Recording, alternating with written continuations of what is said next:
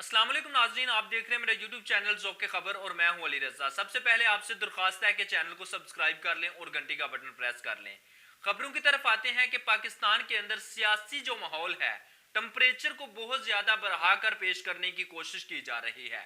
जिस तरह टेम्परेचर को बढ़ाया गया और जिस तरह से मैनेज किया गया हुकूमत को, इदारों को, जिस तरह से मैनेज किया गया तमाम सियासी पार्टियों को, इत्तेहादियों को, वो तमाम तर चीज़ें कौम के सामने हैं।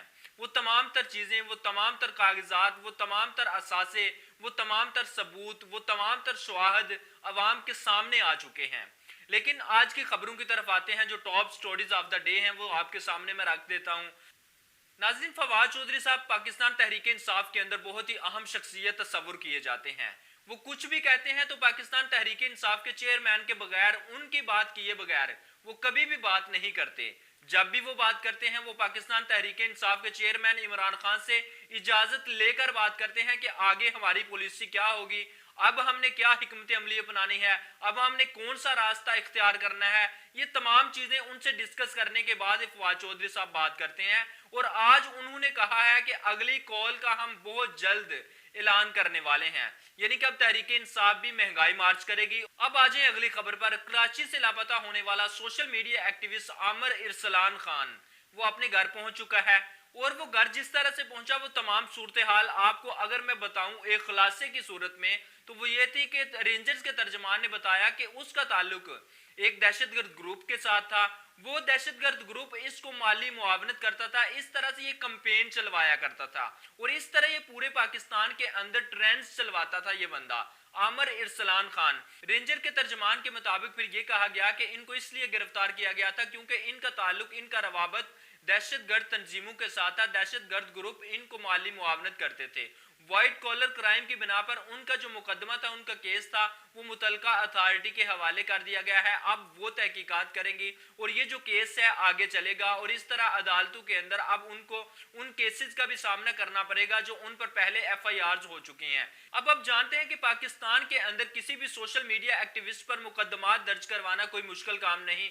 जिस तरह अरशद शरीफ पर मुकदमा दर्ज हुआ, इमरान रियाज खान पर मुकदमा दर्ज हुआ, समी इब्राहिम पर मुकदमा दर्ज हुआ, मुईद पीरजादा पर मुकदमा दर्ज हुआ और बहुत से सहाफ़ी हैं उन पर मुकदमा दर्ज किए जा चुके हैं और इस तरह उनको जेल में पहुंचाने के लिए मुकम्मल तैयारियां हो चुकी थी। लेकिन कहीं ना कहीं से बुलावा आ जाता है और कहीं ना कहीं से इनकी जो रस्सी होती है वो खींच ली जाती है कि अब इससे आगे नहीं जाना, तो इस वजह से उनकी गिरफ्तारियां नहीं होती।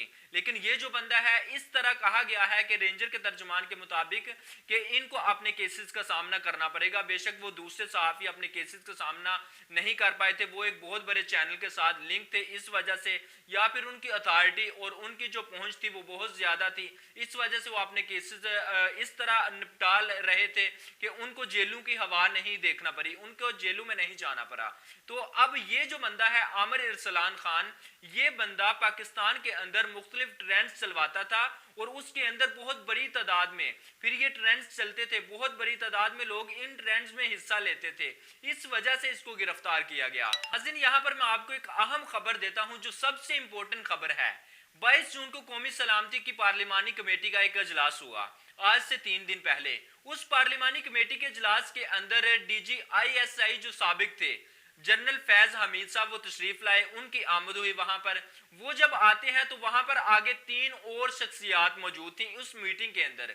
जब उस मीटिंग के अंदर तशरीफ लाए जनरल फैज हमीद साहब तो वहां पर उनको कुछ ऑफर्स की गई। वो ऑफर्स क्या थी? उनको कहा गया कि हम आपको दोबारा DG ISI बना देते हैं और इन DG ISI को यह भी कहा गया कि अब आपको इन शराइत पर DG ISI तैनात किया जाएगा कि आप मौजूदा हुकूमत का साथ दें, आप इमरान खान का साथ नहीं देंगे इस सूरत में आपको। लेकिन उन्होंने इनकार किया, उन्होंने कहा कि ऐसा मैं नहीं करूंगा, मैं पॉलिटिकल इंजीनियरिंग के अंदर किसी भी तरह से सियासी जो मुदाखलत है मैं नहीं करूंगा और अपने जो फराइज हैं वो मैं कानून के दायरे में रहते हुए सर अंजाम दूंगा, मैं ये काम करूंगा। लेकिन अगर मुझे लालच दिया जा रहा है तो फिर मैं किसी भी सूरत में इस ऑफर को कबूल नहीं कर सकता। लेकिन इसके अंदर कुछ और अहम पैगामात भिजवाए गए इस मीटिंग के अंदर शहबाज शरीफ की तरफ से और कुछ अहम लोगों की तरफ से पैगामात पहुंचाए गए। वो पैगामात क्या थे? शहबाज शरीफ की तरफ से कुछ पैगामात थे और कुछ और अहम लोगों की तरफ से पैगामात थे। उनको ये कहा गया कि आपको DGISI बनाने पर हमें कोई इतराज नहीं, लेकिन इसके अंदर एक आपने काम ये करना है, शराइत ये होंगी कि आपने इमरान खान का साथ नहीं देना, आपने इमरान खान की जो इत्तेहादी लोग हैं उनका साथ नहीं देना। इस पर कोई भी डेवलपमेंट आगे नहीं हो सकी।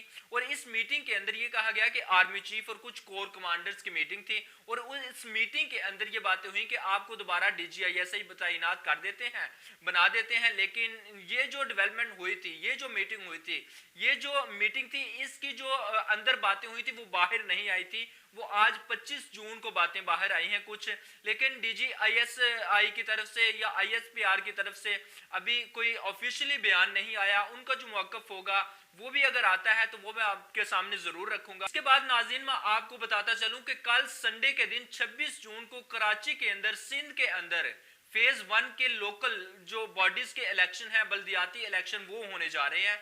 ये 14 अजला के अंदर इलेक्शन होंगे और इन 14 अजला के अंदर पीपल्स पार्टी और GDA, इनका सख्त मुकाबला है ये दो पार्टियों का। लेकिन ये जो 14 अजला है, इनके अंदर कुछ इलाकों के अंदर PTI और तहरीक इंसाफ जो है वो और नून लीग, इनका भी सख्त मुकाबला है, लेकिन बहुत कम जगहों पर इनका मुकाबला होगा।